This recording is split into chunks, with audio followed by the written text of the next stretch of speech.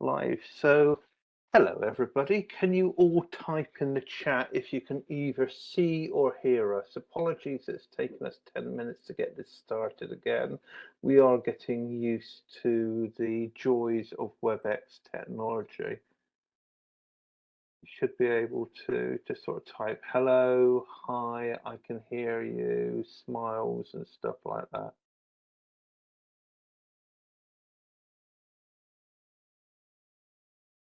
Hello, Emily. That's excellent. There's at least one person that can hear us. And H, that's great to hear you as well. Apologies, we've been having one of those magical moments with technology. You'd think we're all technology and cybersecurity experts, which I'm sure is very, very reassuring. So I think we'll kick off. I'm going to start by sharing my screen, and then Rebecca is going to share her screen, and we're going to start introducing ourselves in a moment. So just bear with us all a second. And can you all let us know if you can see my slide deck by just sharing in the chat? I think Nicole has managed to fight with technology and sort out a microphone, but I don't think she can hear us. I'm going to mute her. It's okay. Poor Nicole is having some interesting problems. So, hello everybody. Welcome to the second Cisco CyberCamps session. I'm Andrew Smith, and I'm immediately going to hand over to my friend and colleague Elizabeth. So good evening, everyone. As you can see on the slide, my name is Elizabeth. I work at Cisco. I lead the Cisco Networking Academy program in the UK and Ireland. So yeah, very excited to be here today and kicking off the second webinar in the Cisco CyberCamps. Cool. So hi, I'm Andrew Smith. I am the techie guy that supports all of this and work for the Open University, working with the entire team on this CyberCamps project. And then I'm going to hand you over to... Hi, I'm Rebecca Harrop. I'm a cybersecurity lecturer and one of your co-hosts today. So I'll take you through some of the materials, and we'll have an introduction. Now, normally Nicole will be introducing herself as well, but so I can finally now. Hopefully, you can hear me. We can hear you. Brilliant. Apologies, I don't know what was going on there. So my name's Nicole Donnelly, and I work in higher education and cybersecurity as well. Yeah. And Nicole has been having an entertaining time with the technology, the WebEx link, and we'll probably even blame the internet in Manchester, won't we? I don't think it was the internet. I think it was more technology issues. Gremlins. Yeah, there's sometimes local systems blocking and stuff like that. But that's okay, you're here and we're pleased to have your voice. And of course, we have a much larger team, so join the different sessions. It was Bryony and I last week. You'll get to meet Naomi, who's based down in Cornwall, Rebecca, who is based in the Newcastle area, Elaine, who is based in Wales, and Fatima, who is based in the London area in the future. So I'm going to hand over to Rebecca and Nicole, who may now and again say, can you go next slide, please, Andrew, or take control and do screen sharing themselves. So over to you. Well, I'll start the ball off by saying welcome to a very good subject. You have chosen well. I always like to get people onto cyberside. I've been teaching network cyber before it was actually called cyber, and it was called network security, so for a very, very, very long time. But it's still a massive in-demand field. There's a huge cyber security skills gap. So despite the fact that cyber attacks are pretty much happening, I think they say it's about every 40 seconds. Every 40 seconds someone's getting hacked. Most UK companies were hacked in the last, or had a very significant breach within the last year. With some companies, about a quarter of them say they get breached on a regular basis, like on a weekly basis. There's still a massive skills gap. So about half of the organisations, British organisations, say that they can't actually, they don't actually have the technical expertise within their organisation to be confident that they'll be able to respond well to a cyber incident. And an awful lot of people still outsource that knowledge and ask for somebody else to do the cyber side for them. And that's not just necessarily in the technical roles, but also in all sorts of supporting roles as well. So there are the obvious technical roles like incident response and digital forensics, but then there's also things like risk assessment and risk management and governance and compliance. So I think when we talk about cyber, quite often people think of, like, you know, the Mr. Robot and the white hat, black hat hacker, and they think about the things that they see on television with people doing all the technical stuff. But there's a lot more. There's cyber hygiene training and making people understand what they need to do, and that everybody's responsible for cyber, and trying to secure systems and keep things secure and keep privacy and information safe. So there's plenty of job opportunities. You are obviously on your first footstep towards a potential cyber pathway, and really all it is to see, dip your toe in the water if you like, and see if you like it, see if you like the subject. If you do, there's a very lucrative and potentially extraordinarily rewarding career for you, that you would definitely be able to get employment in. So well done in choosing wisely. Come to us. And I'll pass over to Nicole, who I think is, someone can jump forward a slide and then let Nicole take the ball. And I think we're going to show you the course. Nope. Okay, so I'm just going to briefly talk about the course itself. So the Introduction to Cybersecurity. It is a 6-hour course, and it is self-paced as well. And we jump through just to the next slide then. So the course is broken down into 5 different modules. So the first module, the Introduction to Cybersecurity, and what that'll cover is just some of the basic concepts around cybersecurity, looking at your CyberCube and so forth. The second module, which is your attacks, your concepts, and your techniques, it'll look at the different types of attacks that there is, the different vulnerabilities that exist around the different systems and networks. Then module 3, which is protecting your data and privacy. With that, it'll focus on how your data can be protected and what are the key countermeasures that should be put in place to protect your data. Module 4, protecting your organization, and it has a focus towards the different hardware and software devices that can be put in place to added defense and depth to protect the organization itself, and identifying key behaviors and strategies that can be used to protect organizations. And then finally, module 5, so will your future be in cybersecurity? And that will look at further education along with different career paths that you can go down. Okay, at the end of each of the different modules, there is a couple of questions to test your knowledge throughout each. And then once finishing, you will have a multiple choice exam at the end of the course. Once completing the course, you will achieve a certificate of completion along with a digital badge as well. Andrew, do you mind if I quickly share my screen?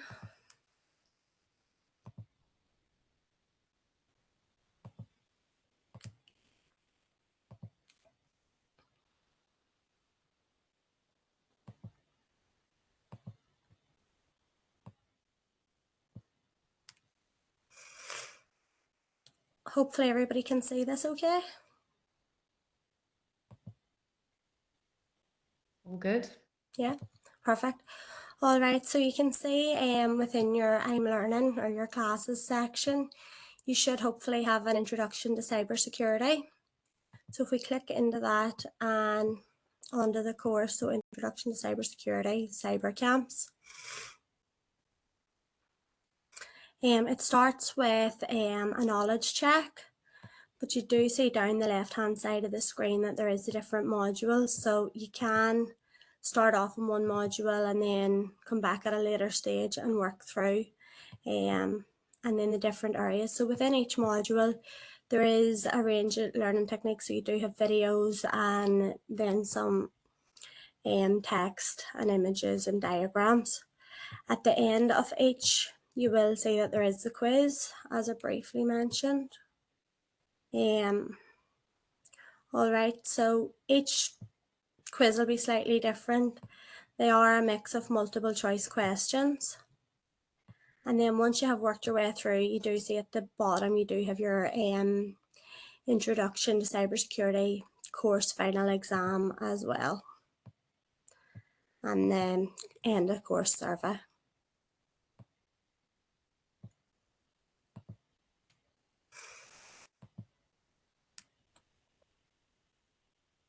One thing I Okay, probably so I'm happy to pass back to Rebecca. Thanks, Nicole. One thing I was going to say is depending on your your prior knowledge, don't get stressed out or worried about the content of the course being too much. There does seem like there's a lot of reading, but it's going into a lot of background detail for you. So just pace yourself either way. If it's all, you know, if it's familiar to you and you've got a good background in it, feel free to skip. Or skim read, and then just jump to the quizzes and see whether or not, use it as an indicator about whether or not you need to go back and read through more thoroughly. But similarly, I think if you know, if you're finding it difficult to keep pace because life's interfering with whether or not you can get through the course, just keep moving forward. Don't feel like you have to know every single detail. You'll still be able to get access to the course and still be able to see the material. So sometimes it's just better to just keep moving forward, and again using the quizzes as an indicator about whether or not you're moving on. I was going to show you what I would have considered to be like sort of the most important part, if you like. And I don't have the ability to share, but if Nicole, if you've still got the ball, can you just take me to 1.2.2, I think it is. It's cyber pillars, or Andrew can do the same. One of the things that we talk about quite fundamentally in cybersecurity is what we call the 3 pillars of cybersecurity. So we call them, the quick way of remembering them is CIA: confidentiality, integrity, and availability. So these are called the 3 pillars of cybersecurity, and they're what every company is trying their best to try and make sure that they get intact, so that the company effectively has good information security. So confidentiality is sort of the obvious one, and that is making sure that only the people who are supposed to access particular parts of data get to see it. So that confidentiality, in a way, is making sure that people who get access to files or folders are the people who are supposed to see it, making sure that people who log onto the networks and log onto the systems are the people who are supposed to be able to log on. So there's various ways of doing that, and you'll be learning perhaps a little bit about you know, logons and multi-factor authentication, which is where you have more than one method of trying to log onto a system. So you'll be familiar with that when you have like you're trying to log onto your bank, and it will make you not only put a password in, which is something you know, but it'll also send you a one-time passcode to your phone. It's actually that's something you have. It's not testing whether or not you know the code, it's testing whether or not you have your phone. And then other methods might be like your fingerprint, which would be something you are, and location access, sometimes something you are. So all of this is something called like authentication and logging onto a system. And that would be a method of trying to ensure confidentiality, yeah, to make sure that I'm the person who's supposed to be on the network in the first place. And then also making sure that really one of the best methods of confidentiality is making sure that files that people shouldn't be viewing, like confidential HR files or password files that identify the person's password, are always encrypted, or so that if anyone does get hold of them, then they're very difficult for them to actually just read it as plain text. So that's confidentiality. Integrity is another really, really key point. So if your data was breached, or if somebody got onto your network, see, sometimes cyber attackers, they don't log onto a system and then immediately start smashing up the place and stealing stuff and making it really obvious. On the contrary, if they can manage to compromise a particular system, then they'll get on and they'll stay sneaky and stay quiet and pilfer through and stay undetected for as long as possible. So integrity is whether or not anything has changed that shouldn't have been changed. So if you can imagine, if I could get into my bank account and add an extra zero onto the end of my bank account, that would be a very significant thing for me to be able to do, right? So it's the same. You want to make sure that the data is as the data should be. So that's integrity. And then one of the protections for that is you can hash files. So in digital forensics, for example, you take a copy of a file and you then do what's called a hash function, which is a one-way function that just gives you a code that says this is what this file looks like, or this is a representation of this file. And if that code changes, then you know that the two things are not identical anymore. And then availability is we have the rule of 5 nines. So is a system up 24/7, 99.999% of the time or not? Where you might have heard of things like, well, you'll be learning all about certain types of attacks and things, and some of them are like denial of service attacks, where I could just keep sending requests to something like a web server till I overload it, and then I can take down that particular system so that somebody who then has a legitimate request for a web service can't get to it. Which, if that was, I don't know, if that was Amazon, or if it was other e-shops are available, that would be really disastrous, right? Even if I took them offline for just a few minutes, they could lose potentially millions and millions of pounds. Or if I took down a system and stopped everybody working for the day. Sony PlayStation's getting hacked every 5 minutes, particularly. So, you know, around about Christmas time, they have to think in advance, what do we do to try and keep our systems available and have backups and all the rest of it? Which leads me on to, if someone could scroll down for me, please, the 3 things that you try to do as defenses. Now, there's multiple ways of learning this and remembering it. So, actually, go down one and we'll come back to that in a minute. The security measures to protect it, or the 3 defenses, I would call them, I learn them by PPPs. So you have products, which is the technologies, and we've already mentioned a little bit about defense in depth. So that's some of the things that you might have heard about in network security, like you've got a host firewall and a host virus checker to try and make sure people don't access your system, or you don't get malware by clicking links, and then setting up things like network firewalls and intrusion detection systems, and making sure that there's multiple layers of protection within the network to try to stop people from gaining access or breaching vulnerabilities, patching systems, making sure your operating systems are up to date. That would all be products or technology.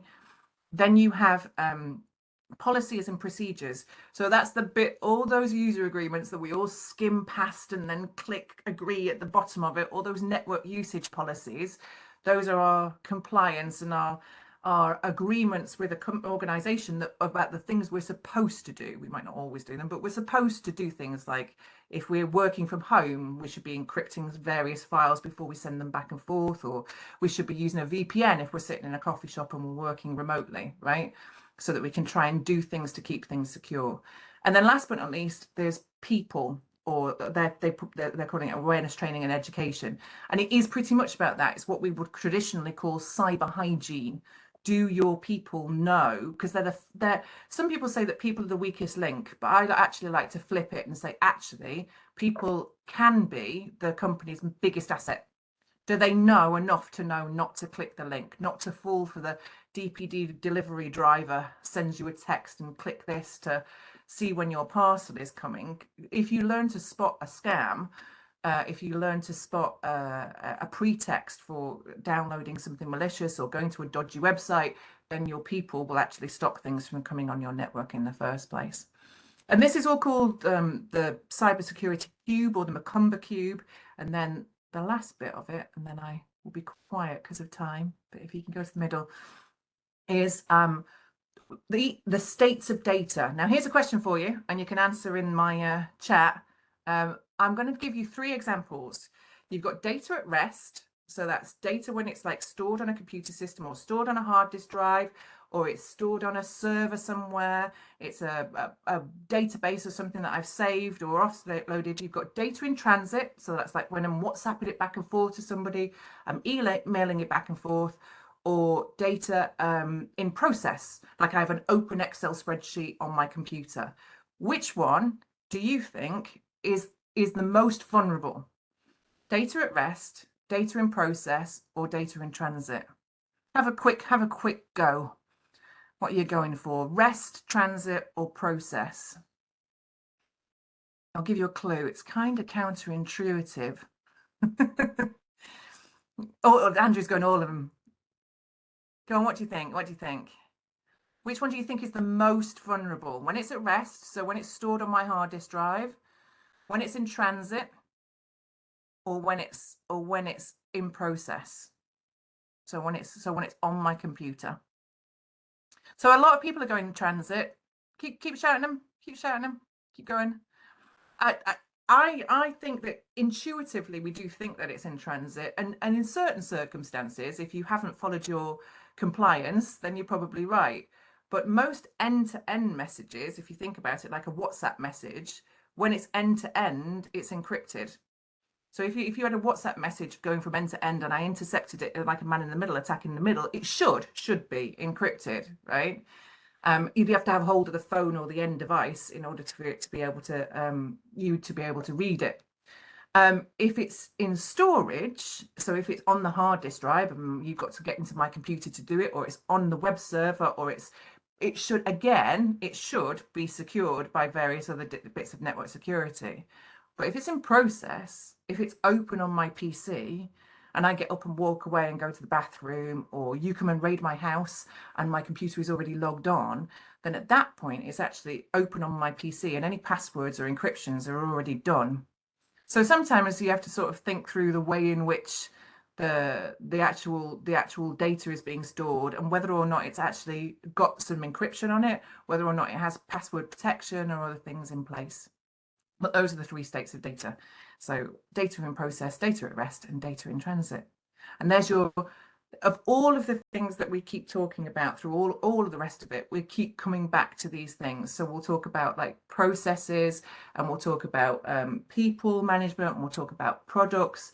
And fundamentally, though, after all of these years, I went to a conference recently where they were talking about a document. So there's a document about defense in depth, which talked about doing things for security, which was in the 1970s/80s, which still had stuff in it that we don't do to today.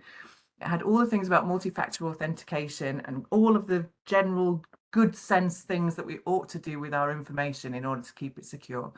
And it normally, when you read into it and they say it was a sophisticated cyber attack, typically when you run down to it, it ends up being password management or some sort of phishing attack or social engineering of some description. So quite often, or we haven't patched properly, and it's normally one of those things. So we're still missing the basics in many ways. Right, I shall, in the interest of time, how are we doing for time? Yeah, 5 minutes. Well, I will pass back to Nicole or Andrew and Elizabeth to wish you well, but all the best with your course. You will have a lovely time, and I hope that you find everything very interesting. Is there anything you would like to add, Nicole?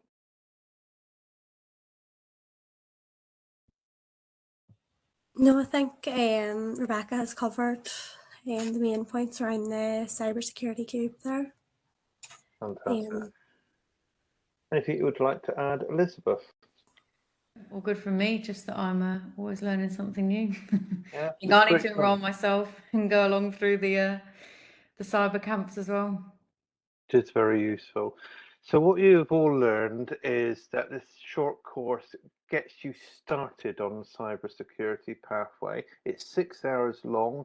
We anticipate that most of you will cover this in the next couple of weeks and start moving on to the networking basics, which we'll be kicking off with on the 30th of October after the half term. Well, I know different parts of the country have different half terms, but we're assuming that half term will be next week and we'll kick off after that.